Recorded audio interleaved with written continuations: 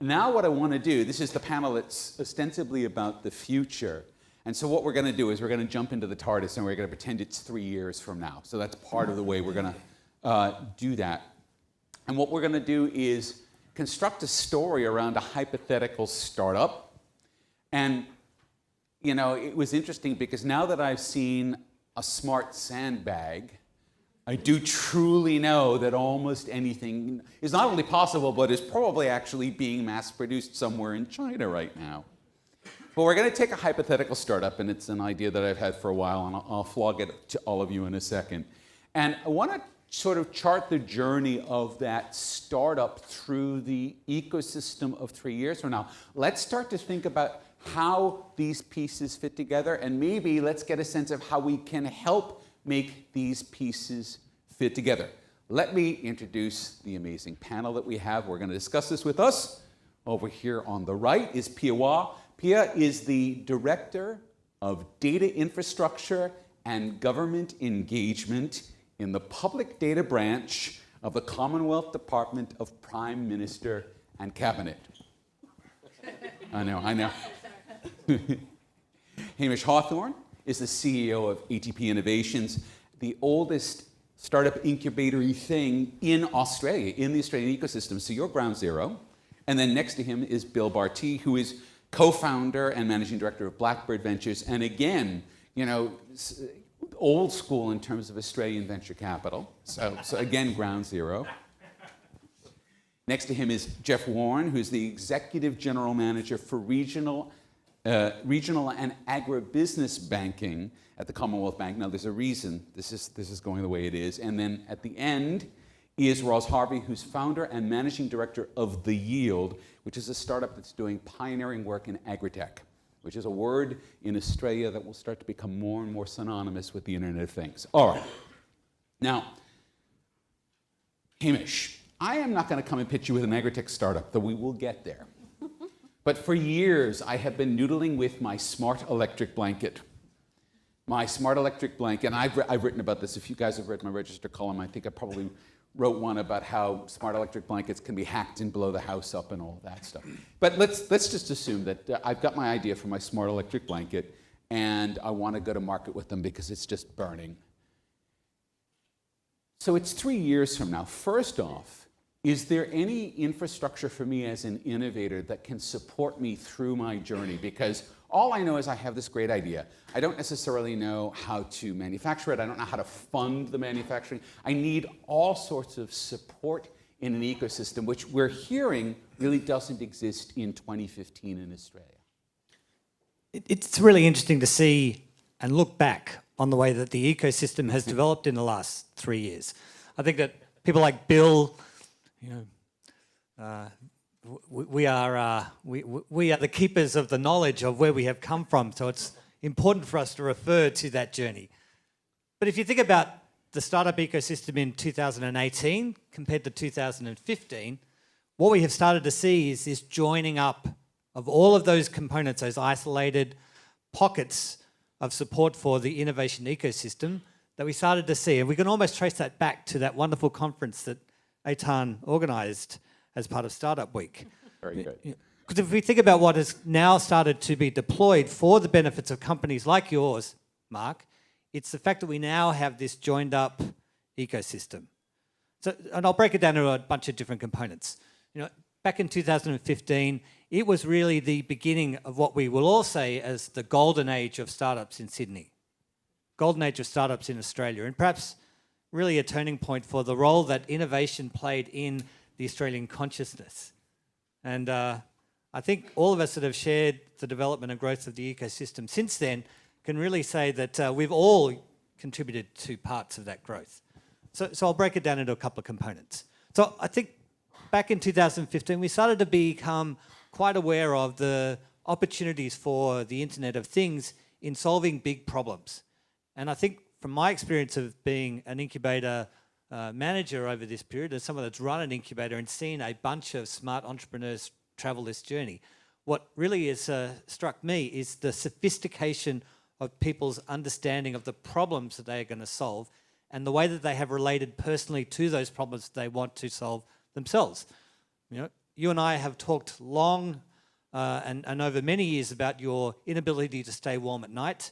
And so when you finally pitched to me the idea of the internet-enabled electric blanket, I could see this visceral connection to the problem that you want to solve. And again, if we think about the great entrepreneurs that we've seen back in the years before 2015 and the years since, the ones that shine inside the environment of an incubator are always those ones that are solving visceral problems they truly understand. And the reason why that's so important is that it allows you to really articulate a value proposition in a way that both mentors, investors, and ultimately customers can really acknowledge exist. So that's number one. I think number two as well is we used to think that there were some different set of rules that applied to hardware-based businesses. And we used to think that if you're a hardware company, you still lived in the old world where you needed to raise lots of money before you could even build the product to ultimately show it to a customer to prove that you did actually have a customer there that would pay for it.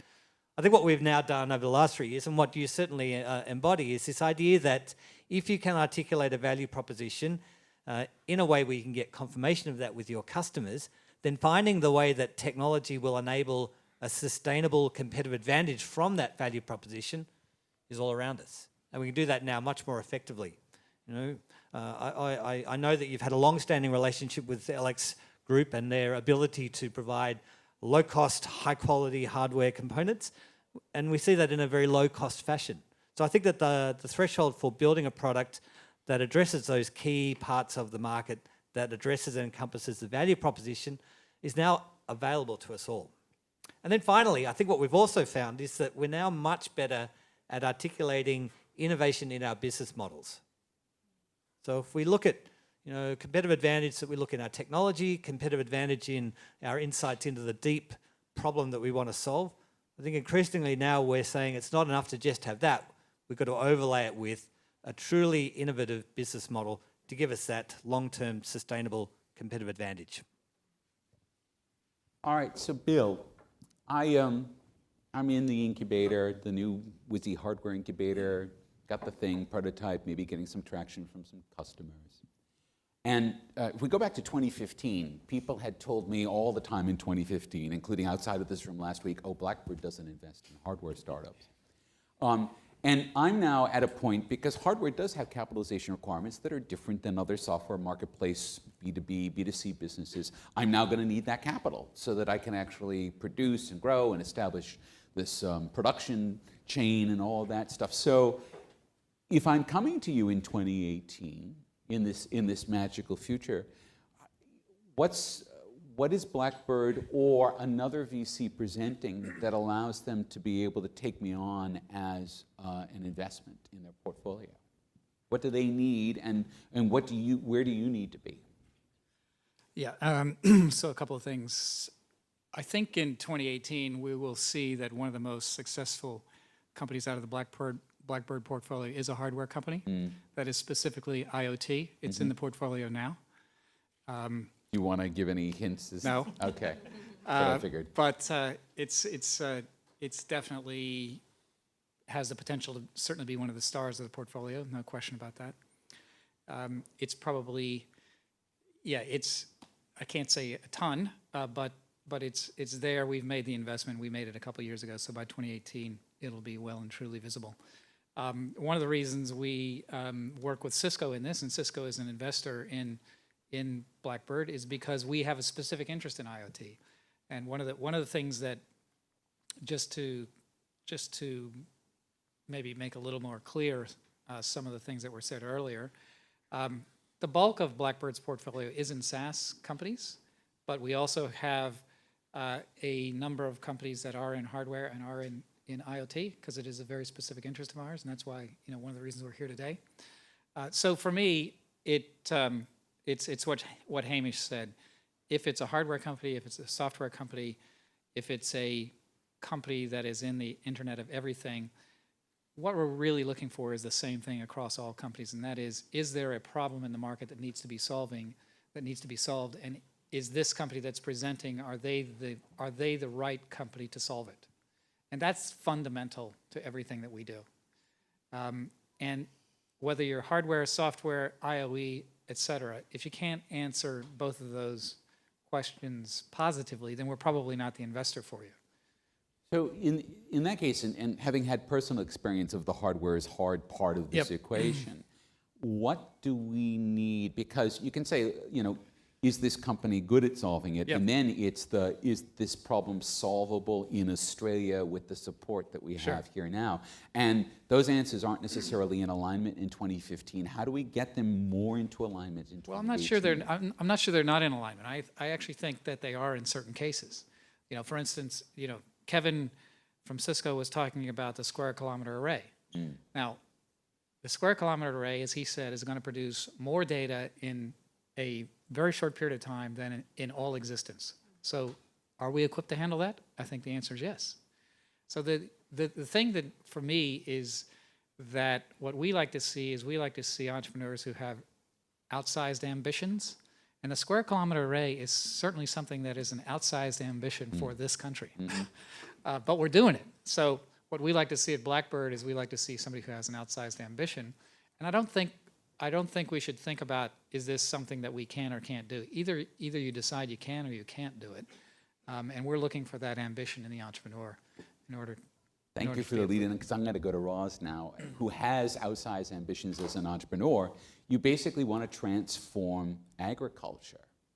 And so tell us a little bit first about that sort of as an ambition, and about how you see yourself in 3 years' time being supported by an Australian ecosystem, which will probably have as one of its pillars agritech. Okay, thanks.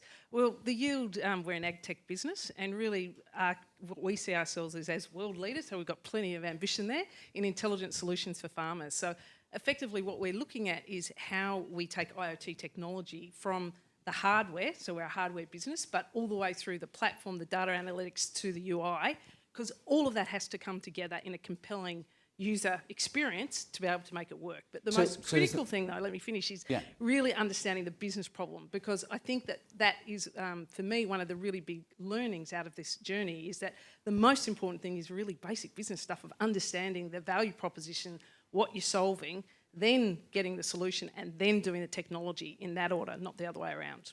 Right, but you also described a whole bunch of pieces. Will you have to invent all of those pieces yourself? No. You don't. I mean, what obviously, like any other startup, we're cash constrained. So what you want to do is be able to take whatever you can off the shelf and bolt it together, and look for where your value proposition and value add is within that. And so, we work with partners to, like Bosch, like Intel, to actually help us do that. And do you see both in 2015 and forward into 2018 that you're going to have the support that you need inside of Australia to be able to build the business that can be going global at that point? I think there's incredible ingenuity and capability in Australia, and I think that part of it is being able to find partners to help you scale globally, and that's important, I think really important. I think that there's a need for a deeper ecosystem. I don't think we have one at the moment. And essentially, to make any business sort of work, you need dreamers, doers and dollars. And they're the three things you've got to bring together, both in a business but also within an ecosystem. And that's what I think we really need to grow. All right, so you're the dreamer and doer. I suspect that Jeff may be the dollar person. All right, so Jeff, how would you see, I mean, we'll put the mantle of the four banks and really Australia's financial system on your shoulders. We've seen that, particularly in fintech, the banks are really quite interested. But where is all of this going now with how the banks are interested in the Internet of Things and Australian finance in general? Yeah, look, so I look after all the agribusiness part of the portfolio of the Commonwealth Bank nationally. I think agtech and the stuff that Roz is doing is pretty exciting. I think when we think of farming in general, talking about, all the previous speakers spoke about sort of solving for the problem or solving for that problem, and how is that going to translate itself into practical ways. So with a portfolio of agribusiness customers of thousands, tens of thousands of customers, and you transport ourselves in the future of what are their needs going to be. Also, how do we as an institution stay relevant in the market to continue to grow our business but support our customers, is to understand what agri is all about, which is a lot of it's around production risk and input costs. Input costs are big And It's if you think- huge, and uncertainty is a really enormous issue. That's really what you're dealing with. The problem you're trying to solve is uncertainty. Absolutely, and what Roz is doing around yield and yield management. If you think about all the inputs to all the subsectors of agribusiness across Australia, the things that we're thinking about is and you can't just go after everything. You've got to be quite strategic in a business sense to say, and given agribusiness is a global business, you've got to think about the whole value chain. And if you think about, I don't know, dairy, for example, or beef. Beef's a interesting example of with free trade agreements in Australia, you're seeing a lot more, whether it's in 60 Minutes 2 weeks ago on the television, you're seeing people, smart money shifting towards that sector. But how are the beef producers are going to be better at what they do to sort of have that cost advantage? Australia naturally has a higher labour cost than anywhere else, but things like animal health, things like where are my cattle when you're sitting on a 1 million acre cattle station, is it bandings that's sort of a bit like the Fitbit for the cow? Not that you want to see how many steps they do each day because that takes off weight, but what you want to do... That's a very fit cow. A very fit cow. What you want to do is, where are they? How healthy are they more broadly? Where's their location? You triangulate that with what's happening more broadly in Australia with the NBN network or the Sky Muster that went up on the 1st of October. If Australia can be then, if you like, open to the world for farmers, you triangulate some of that on-farm information coupled with a GPS tracking technology, you can have real-time information to support that farmer, which is a real value when you're dealing at that scale like that in farming operations. Is part of your role connecting the people who need this with the people who are creating this, or...? Yeah, so I guess where do we play? For us, we're not. We're thinking about the problem that we need to solve for our business solution. So for us, it's very much about partnering with who's got the data, and what do we actually do with that information? How is it going to add value to our customers? Whether it's benchmarking or, as I talked about, input costs. How do you sort of reduce that input costs with smart technologies? You replay that back to a range, if you like, a whole cohort of beef producers, dairy producers, horticulture, whatever it is. Right. You can actually then be a true business partner to your customers. So we no longer just become a financier to our markets. We're actually value adding and creating a differentiation to grow in the sectors that we want to grow. So speaking of sitting on all the data, Pia, the federal government is now sitting on enormous amounts of data. That data is now going to start to be utilized very publicly. This is one of your roles. As we move into the Australian government of 2018, we'll see new services, we'll see agile, flexible, blah, blah, blah, blah, blah. But we'll also see the government starting to provide data pools that will integrate with IoT services, and presumably data pools that will be pulling from IoT services. So could you sort of paint a picture of what you think the Commonwealth may be looking like at that time? Very happy to. This is kind of what I dream about at night. I'm going to also bring it back to your electric blanket business a little bit, because I think there's a couple of specific considerations there. So the federal government, and indeed all of the governments across Australia, federal, state, territory and locals, have been getting on this open data and better utilisation of data journey only really in the recent couple of years. And I mean, now we have 7 out of 8 state and territory governments that have open data policies. Federal government has a clear open data direction. A lot of councils are getting on board, whereas 2 years ago it was federal and Victoria only that had any movement in this space. So in 2 years we've had a huge amount of movement. A lot more data sets are publicly available. A lot of work's been done. And what I'm seeing from the inside, and I've been dedicated in this space for the last sort of 3 years and then pushing it from different areas outside of the federal government for 4 years before that, what I'm seeing, and I can tell you from the inside, is that agencies are starting to see data not just as a byproduct, which traditionally it has been. Apart from a couple of exceptions, Bureau of Statistics, is an exception. Most agencies have seen data as a byproduct of their normal business. They're now starting to see it as something which is valuable in its own right. and starting to see, okay, well, how can we better use data across agencies and how can we make data better available for public innovation, decision making, better efficiency, better policy making, all that kind of good stuff. So that change in culture is huge, and it has, and you know, just because you want to do open data to drive the economy doesn't mean it magically happens with a switch of a button. There's legacy systems, all that kind of good stuff. But there's a lot of work happening and it's very exciting. So in terms of your business, let's make this real. Yeah. The sort of government data at different layers that can help you. Okay, if you're doing electric blanket business, let's look at household energy data. You know, that's publicly available. Let's look at electricity data. Let's look at weather data so that maybe your electric blanket can be responsive to what's going on.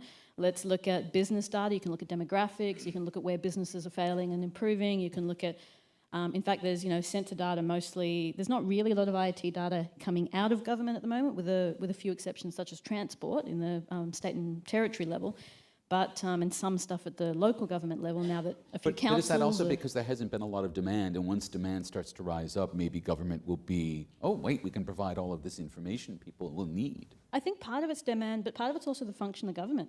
A lot of the functions of government, particularly at the federal level, aren't exactly what you call real time. But that's okay. Government data, real time or not, can still be integrated with real time data to do cool stuff, right? So I think that part of the role of government in the future, my vision certainly, and what I'm working towards with my team, is making government infrastructure something that industry can rely upon, which means we've got to improve the quality of data. We've gone through improving access. Now let's focus on a quality framework so that you can look at any government data set and say, you know what, that isn't high quality enough for me to rely on for my business, but that is. And starting to create that differentiation. That's the next big step for us that we're looking for. The second thing I think, so improving confidence in government data, I think is a big next step for us. But with your business, 2 other considerations. First of all, I think a lot of the data that's being sat on right now is actually in the private sector as well.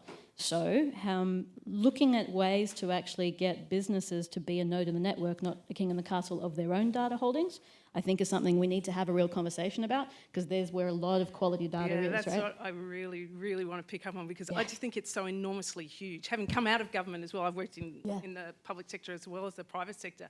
In fact, our first product we're releasing is actually a public-private partnership in the digital economy, because effectively what we're doing is taking real-time local salinity data for oyster growers, believe it or not, and the key value proposition is that the way government regulates harvesting for food safety, they use wide area network data because they can't afford to have localised data. So we're actually putting in localised data using the wide area data and data analytics to predict salinity so that the regulator can open and close more easily. So it's actually a public-private partnership, and the data's circulating. And this is the point that David Mellors was making this morning about how do you actually get circulatory data so that you can create more value out of it from different stakeholders from the same data resource. Okay, Absolutely. So one more thing, because my third thing for you, I think, is a little more future-looking, right? Right. And you won't hear this from many bureaucrats, so bear with me. What about when we get to embedded computing? And if we take Roz's work at the farm level and consider that within the body, why would I want an electric blanket that's IoT enabled when I could just have an embedded device that warms me up directly wherever I am? Ugh, that sounds scary. And what happens when I have hundreds of sensors in me that are all open to being cracked? it's a transitional form. I will grant you that the electric blanket is a transitional form, and then yes, you are the electric blanket. But I think that this whole debate, though, we get really caught up in Internet of Things and really focus on the word thing, and I think that we forget that it's actually an Internet of people, and a lot of those things are going to be in people. We're going to have augmented humans, in the not too distant future, and what that means for us ethically is going to be fascinating to watch, and I'm going to be the first one putting my hand up. We've already, I think, seen someone hack someone's heart pacemakers as well, right? Well, that's because the idiots put an open wireless connection on. Let's be clear. There's really bad technology out there, and you can't blame the people for playing around with that. All right, now... Not an official opinion. Well, we're at a point where I really want to be able to throw it open to questions and to comments.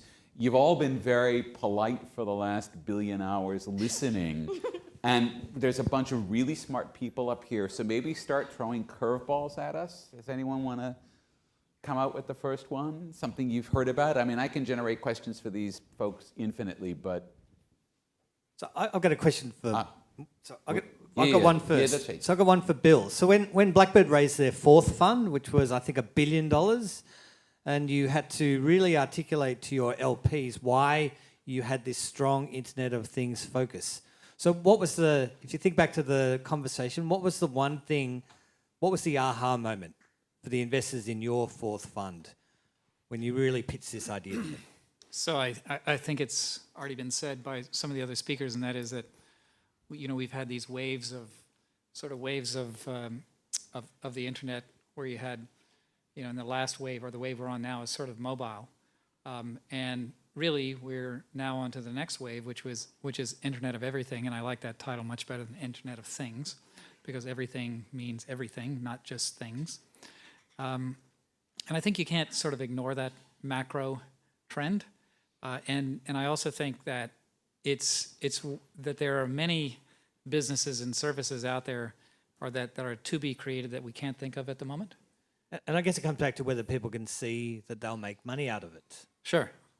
I mean, there has to be some sort of a value proposition there that you can make money out of it, because if you can't, why invest in it? I think that's the challenging thing about IoT as well, IoT businesses, is that you've got to get enough value proposition that you can get revenue so you don't go under. But, I do think there is the data, increase the data, you can have more revenue streams and options. And it's kind of surviving that early period. That's hard. But the data to me is, I've heard data schmata, we'll sell the data forever. That's been around for 30 years. I don't know a lot of people who make a lot of money selling data. No, And not selling this is data. actually- Well, Google. Well, They take 90%. they sell AdWords. But this is No, actually a critical but I point, mean- because the whole data. Yeah, as a- I get all that, but No, hold on. What people don't realize is that data is going the same way that software went. It's not going to be about data as a product anymore. It's going to be data as a service. And the fact is that selling data isn't viable, and hasn't been viable for a little time now, I would suggest. So starting to realize that data is moving into a service-based model is actually a key thing to build a business around data of the Sure. future. No, I get that. So I think the data is important, and as somebody said this morning, if you can't instrument your business, you're probably going to be out of business. Which was really a key point. Because it probably is your business. Well, it is. It is, of course. So, to me, the trend is there. Number one, and I think that there are a lot of things to be. It's almost like a sort of a crude way to look at it is that if you look at the FPOS system, you can't make a payment unless there's a terminal. So you have software and hardware and networking all in one. And so the world is going to be we're going to grow up, we're going to be in a world where everything is connected. And you got to be able to monetize that somehow. Yeah. Can I come back to the point that Sure. you're making? It's that I don't think it's about selling data. It's Yeah. the data as Using a it. resource that you can convert with analytics Yep. to sell solutions. I understand. And I so think that's I right. think if you're just relying on a business model, you're going to collect data and flog it. I think, I agree with you. It's not going to It work. doesn't have value yet No, until the it's question- a solution. Yes. Yeah, so I think that's really the issue. And it really has to go sort of beyond generating the data to be used. The next piece is you got to put on some sort of business intelligence on the end of that, so that you actually give the person who the data is being generated for an action that they can take, which will enable their business to be better. For example, yes, I will be able to tell people what time they should go to bed optimally so that they are getting the best value out of the electric blanket. So, for instance, if your electric blanket had an accelerometer in it, it might Which give it us some will. different data. Yes. And, you could get things out of that. But it also makes the case for, and this is why we've taken the approach that we've taken in government. Yep. I know a lot of people have taken this approach, but not enough, I think. Rather than taking a vertical approach to solutions in this space, which say, well, here's the outcome we want, so we're just going to build a stack that supports that outcome. We need to be saying we need like a data layer that's reusable for multiple things. We need a analysis layer that's reusable different things, and we need a output sort of layer, because only by building that reusable utility approach to data infrastructure are you going to get the sort of serendipity and opportunities beyond that. But certainly I've seen a lot of the vertical stuff. It doesn't work in the long term. But this is a good question. I'm going to ask the whole panel, because that's an ideal business model, but it's a very hard business model for a startup, right? So how do you square that circle? Because I agree with you, we need all of those ecosystem layers, but a company that just goes out and doesn't become a Nest and doesn't get bought by a Google or SmartThings, right? they will never get big enough to be able to be a layer. So how do we make that happen, particularly even in Australia with an Australian startup? Very good. Yeah. First of all, by using the layers that already exist. So I see, I mean, startups, I mean, I've run a startup before, you know, my background's mostly private sector actually, but you build on the shoulders of giants. You don't try and do everything yourself. And I think that the research sector, and I mean, maybe someone will disagree with me, but I think the research sector and the government sector are particularly bad at saying, we need to do this thing, so we'll build all the things, and not necessarily reusing what's out there. So recognizing, and this goes back to, I always talk about becoming a node in the network, not a king in the castle. So realizing that there's a part that you can play, but you've got to interface with other things, you know, in order to make that work. So rather than trying to be the layer, trying to interact with other people's layers is going to be the best way to find your competitive differentiator. But this is what a startup, I mean, the startup doesn't have to create the whole stack, for instance. I mean, you know, this is what the Ciscos of the world are for. They have these stacks, right? So they have these stacks and they have these APIs, and you can build on top of those. So for instance, you know, I'm looking at a company that is a very interesting company, I think, and you know, they use, you know, stacks of other people, and they have, you know, they're in the software business for manufacturing companies.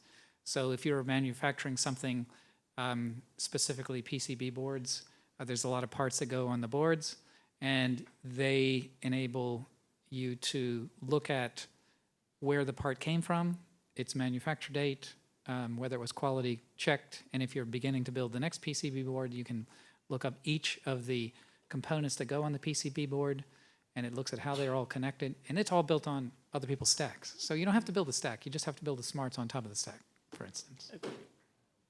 Luke? Yeah. I mean, in terms of LoRa technology, I think it's a really exciting technology, and it's a thing about being clear about what you're doing and making sure you've got the right technology that's fit for purpose. And so I definitely think that there's room for looking at how we optimise the use of spectrum to get devices connected, and LoRa is part of that. You know, the business model of how that happens, particularly in my space in agriculture, is really loads harder, because that sort of, for a private sector investment, it's going to make more sense where there's more devices and it's more connected, like in a city.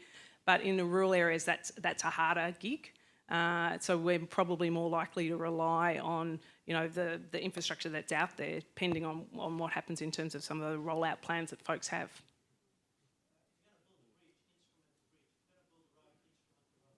So essentially what we could do is government could in fact jumpstart a lot of this by making a few policy changes around how we actually need to instrument the real world then. So Can you do that? I'll just make that happen, yeah. First of all, like I'm totally on the same wavelength as you.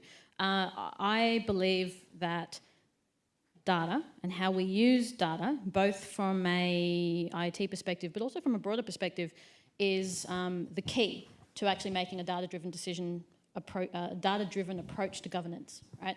If right now a lot of the way that policy and programs are run are, you know, there's a process of developing it, a process of implementing it, and then we, you know, at the end we go, did that work or not? And of course that's not great, because then you're motivated to say, well, of course it worked.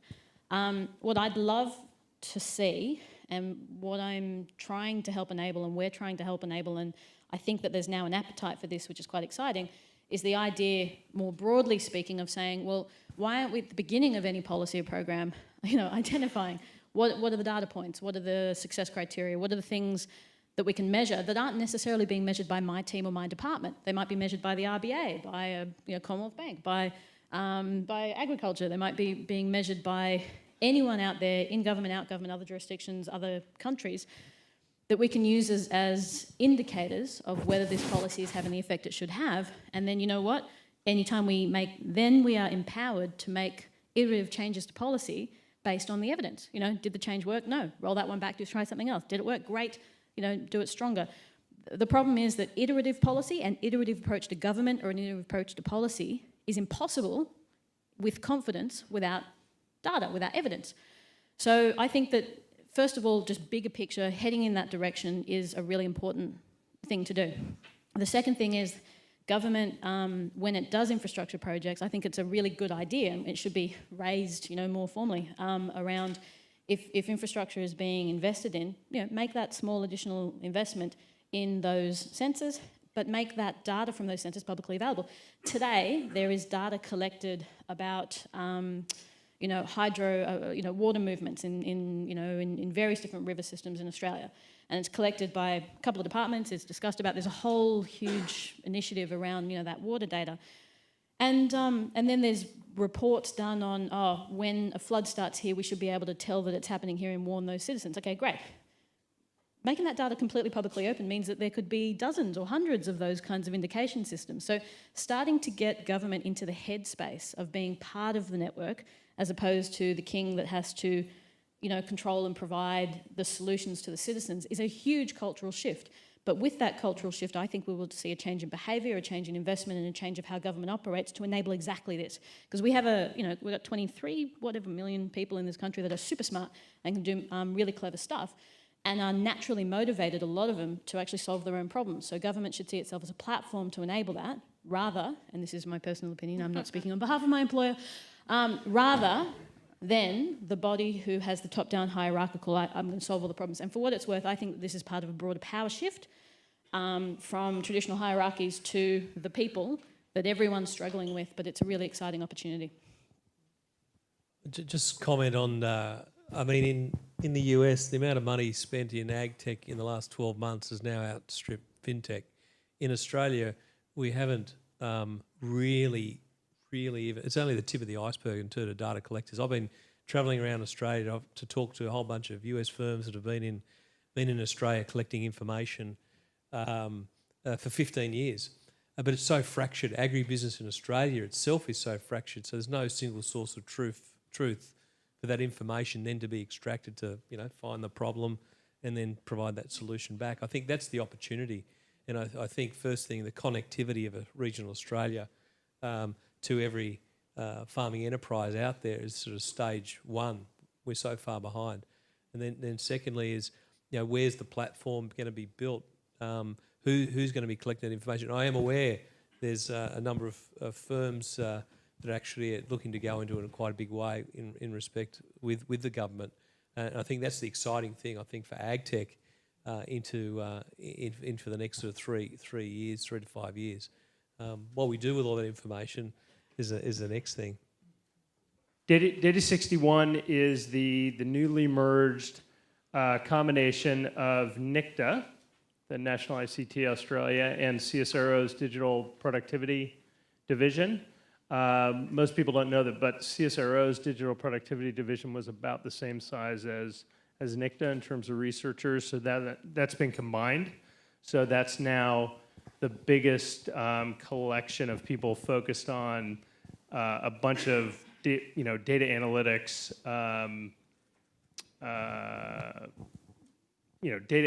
machine learning, IoT, sensors, et cetera, in Australia.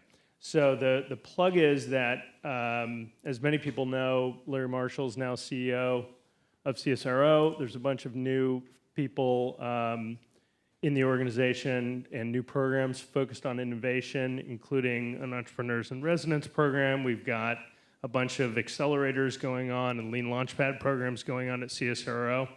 And there are now a bunch of resources focused on engaging with industry on a lot of these topics. So there's a ton of expertise and research going on inside of CSIRO in lots of different industries with kind of a data overlay.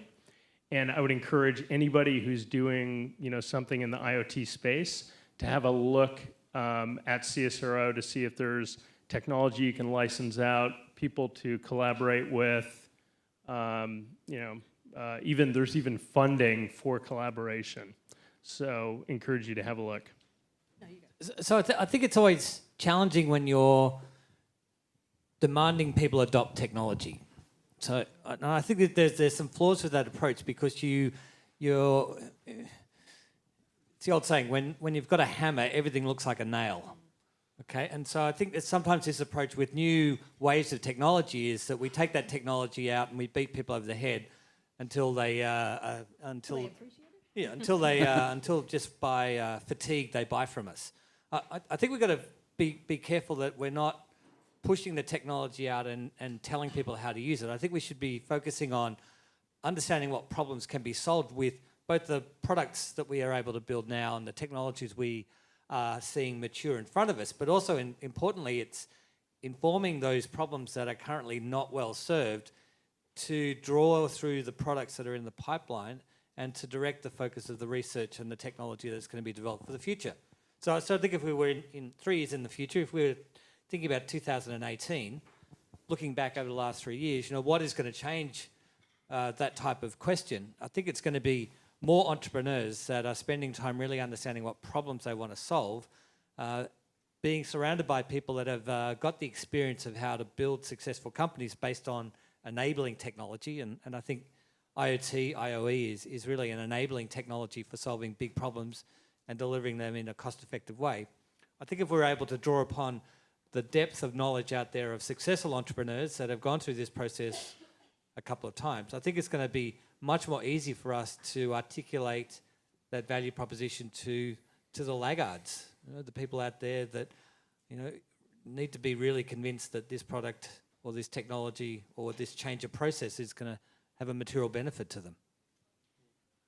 I am interested that you use the manufacturing sector as an example, because my understanding is that there's several parts of the manufacturing sectors in Australia who use a lot of robotics, for instance. So they're kind of ripe for the picking for exactly this kind of stuff. But I think that partly we are, and I know that this is just a thing that our industry does, but we use a lot of hype. So, when we go out and we're like, oh, Internet of Things, oh my God, you should totally get on board. I think a lot of people get turned off by the hype in the first instance and sort of wait it out to see what's real. And a lot of people talk in this space, and I've seen the same thing with cloud, and I saw the same thing with SOA, soafacts.com, by the way, if you ever want a really good lol. There's a lot of hype, and a lot of people talk hype and don't make it real. And when it's not real, then what ends up happening is companies that are not in the hype cycle that we are, most of us are, get turned off effectively. So part of this is about making it real for them. Second of all, everything that we do can't be applicable to every single company, every single person out there. So part of this is identifying that there is actually a market for being the translators between the bleeding edge and the real world. A lot of people say, oh, how are we going to make government data, applicable to Joe in the pub? And I'll give you a little secret.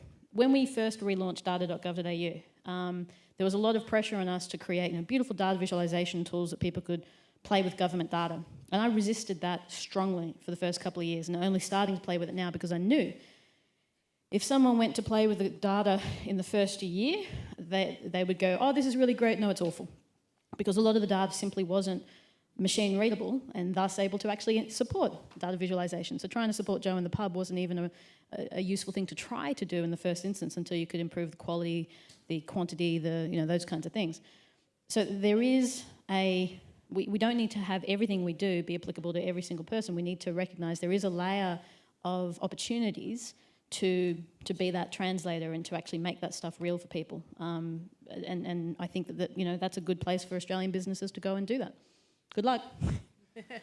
When I think of manufacturing, there's a great YouTube video for John Deere, the manufacturer, fourth largest manufacturer of farming equipment in the world, and you have a look at the farmer of the future in that. Have a look at how manufacturers are collecting information. In fact, what scares me as a financier of farming equipment is how much information they're going to have about their customer, my customer, and how they're going to displace banking services to that. But interesting in terms of that scale of manufacturer, how that relates to Australia, different story. But John Deere, have a look.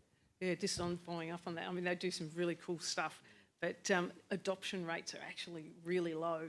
So there's, tractors out there that are just got amazing capability in data analytics, and people aren't using it. And so I think it's really important to understand how people use technology and how they fit it into their lives and how that actually helps them make better decisions and what that actually looks like. And I really think, I know there's so much focus on STEM, and I've heard people using the acronym STEAM, and then we need to put the arts back in there, or we need to put back that creativity and not just a focus on these as technical problems, because there's a hell of a lot about how people actually interact and relate to technology that's really going to affect whether they take it up. Yeah. So coming back to your question about what does 2018 look like, yes, there's a fabulous, ecosystem of really clever people, dynamic, but I think that ecosystem is going to be very broad and it's going to be a generalist system, not just, narrow technologically focused folks. Okay. Can I just build on one quick point? Just to build on the point, I think that's what people forget, is that you've got to build a system that actually builds on the natural motivations of the players in the system. Now, the fact is that, and I'll demonstrate this with an example. So years ago, I actually helped with some helping educate the elderly and some remote Indigenous communities about the internet and trying to skill people up. And I remember working with this older guy, and he was hilarious, a total dude. And but he's like, oh, I don't know why I'm doing this. I don't know why I'm doing this. And finally, I said, you know what? What are you interested in? And he goes, the roosters. I said, oh, okay. You're interested in the roosters. All right. Check out this thing called Google. All right. So let's Google the roosters. It's just like slang for search. Okay. Search for the roosters.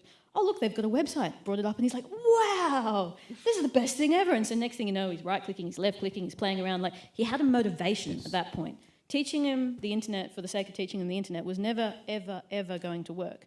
But tapping into his natural motivation was going to work. People like to live better, they like to succeed, they like to achieve things, they like to have a sense of self-satisfaction. So helping them understand that technology is a mechanism and a means to having a better life is part of how we do this and how we get these other industries involved. It's like, not I'm just here to sell you stuff, but this is going to help you actually make better decisions and such, and better do better business. Okay, so it's a closing question for the panel. And so, Roz, I'm going to start with you. And I had the luck of interviewing Andrew Bate from Swarm Farm Robotics earlier today. And so there's two folks who are doing amazing things in IoT, where he's actually building robots that can go out over a field and selectively spray herbicide on individual weeds. Because yes, you can do it with this thing that kind of looks like a Mars rover. Mm-hmm. And yeah, he's going to start, basically weed spraying as a service early next year. You're doing amazing stuff around being able to, measure salinity and yield. So I think we're starting to see Australia has a natural strength in agri-tech when it comes to IoT. Starting with you, but with the rest of the panel, where are our other natural strengths that we should probably try to lean into? Yeah, I mean, certainly I think agri is absolutely the obvious place where we should be looking at in terms of IoT. Because of all the things I think that we're already talking about, we've got high labour costs, we've got an open economy, we've got resource constraints in terms of water, driest, continent on the world, and we have to be competitive to survive. Mm. And so because of that, we have really good levels of uptake of innovation and a highly productive sector. And so what we really is the perfect test bed to actually develop products in this environment where you can make the value proposition work. And then you can scale it and drive down costs and look at how you then scale that internationally. So if you can make it here, you can make it here. You can make it here. It's the perfect place to start because of the high cost structure and because of the drivers. And the very things that we're facing right now are exactly the same issues that the rest of the planet is going to face. And so we know that we have to produce 70% more food by 2050 with all of these constraints. So let's start here. So I think it's an obvious place, but I would say that because that's what I'm passionate about. Obviously, mining mineral stuff is obviously really important. A lot of, I think, we've done very well in fintech and data-intensive startups in any case. So I think there's lots of different areas, and I'd like to think also in social innovation. That's an area that we shouldn't undercook in creative arts and how we actually use technology in things of solving social problems as well. Yeah. Yeah, well, look, certainly I'm not going to say anything about agribusiness. The fact that we produce enough in Australia to feed 60 million people today, population in Australia is going to grow to, 36 million by 2050. The world's 9 billion. Our clean green image down here, more broadly in Australia, that we're close to a lot of our key trading partners. The more that we can understand what's happening, solving the problems, if you like, on subsectors, how we can export that into other economies that are trying to do everything that we're doing in terms of growing produce to feed their populations, a la China, Indonesia, our very close neighbours. So we can actually, I think, export the expertise and the intellect. Yeah, it's knowledge exports. Knowledge. So I think there's a lot of that can also go beyond Australian shores. But I think in agribusiness, I talked about the probably relative immaturity of ag tech in Australia relative to other parts of the globe that are investing a whole lot more money. I think, I think we've got a good recipe for the future. Bill? Yeah, to me, Australia's always had a natural strength in wireless, software engineering, and sensors. And I think those three things are natural parts of the Internet of Everything ecosystem. So to me, I think could be a lot of energy put towards developing the platforms that connect everything and integrating those three disciplines into one. Yeah, just sort of building on that, I think we're in the Faculty of Engineering and IT here at UTS. I think what's going on above us is where the real future strength of this country is going to be in terms of the technical aspects of it. If I think about it from the business perspective, again, broadening it out from just agriculture, I think if we look around us, what we have is a population that is reasonably dispersed, I guess, if you look outside the eastern seaboard. So how are there advantages that we can draw on from that? We're a country that's reasonably remote from some of our major trading partners. So how do we leverage that remoteness in a way that it generates a strength?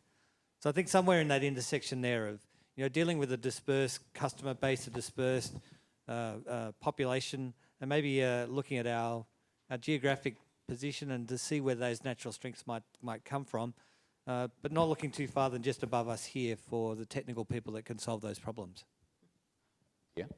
I got a couple of thoughts. First of all, I think Australia is awesome, and I really do. Like, I go around tech communities all around the world, and I think we have a high amount of tech literacy. I think we have a sort of underdog. The tall poppy syndrome has a flip side, which is actually a good thing, which is if they can do it, I can do it too. And I think that's actually very powerful. We get out there, we get things done, we actually are disruptive and creative and experimental as a community. I think that's a real boon for us. The second thing is that the weird thing is, and a lot of people don't think about this, as a stable country, we're a good place for investment and to test things, and so I think we should market that a little bit better. We're a great place to experiment and to invest because we're stable, we're a gateway to Asia, we're multicultural, we've got all those access to different markets that a lot of countries don't have a natural sort of access to or cultural affinity with.